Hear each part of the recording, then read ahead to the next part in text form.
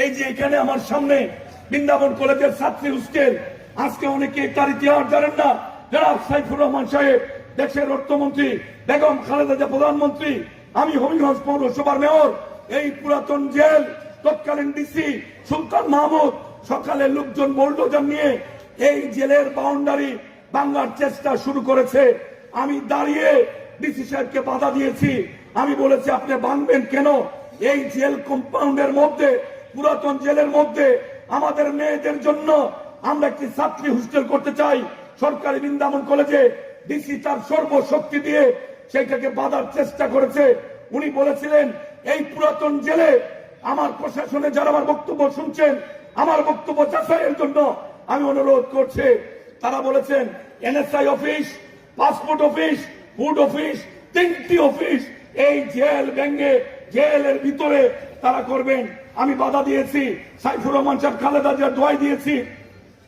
পরবর্তীতে আমি ব্যক্তিগতভাবে দলের প্রধান এবং বাংলাদেশের প্রধানমন্ত্রী খালেদা জিয়ার সাথে দেখা করে উনাকে অনুরোধ করেছি, ম্যাডাম এই জেলের ওয়াল যদি ভাঙে, সেই ব্রিটিশের আমলে দেওয়া ওয়াল রাষ্ট্রের ক্ষতি হবে এবং এই জায়গা কোন না কোন ভূমিকে দখল করবে, আমরা মেয়েদেরকে দিতে চাই।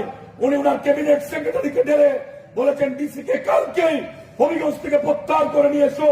একদিনের মধ্যে ডিসিআই আমাদের স্বার্থের বিরুদ্ধে অবস্থান নেওয়ার কারণে একদিনের নোটিশে এই সুলতান মাহমুদ ডিসিকে হবিগঞ্জ থেকে বদলি হতে হয়েছে। তারপরে এই আব্দুল্লাহ স্যার, এই জালাল ভাই, এখন ওনারা অনেকে আওয়ামী লীগের বয়ে দূরে থাকেন। সেই দিন 100 মেয়েদের জন্য চৌকি কিনেছি, ল্যাপটপ কিনেছি, একটা ফ্রিজ কিনেছি, একটা টেলিভিশন কিনেছি, কিনে দোয়া করে মেয়েদেরকে উঠিয়ে দিয়েছি। আজকে আল্লাহর রহমতে আমাদের মেয়েরা এই কম্পাউন্ডের ভিতরে শতভাগ, বাংলাদেশের অন্যান্য অঞ্চলে ছাত্রী হোস্টেল কতটা নিরাপদ আমি জানি না, তবে আমাদের মেয়েরা 100% নিরাপত্তার মধ্যে আমাদের এখানে লেখাপড়া করার পরিবেশ। এর পিছনে ছিল বেগম খালেদা জিয়া, এর পিছনে ছিল সাইফুর রহমান, এর পিছনে আমি অদম জিকে গৌসের দৃঢ়তাই আজকের এই ছাত্রী হোস্টেলের জায়গা অন্য কেউ নিতে পারে নাই। শুধু এই ঘটনা নয়, আমাদের বাস টার্মিনাল সেখানে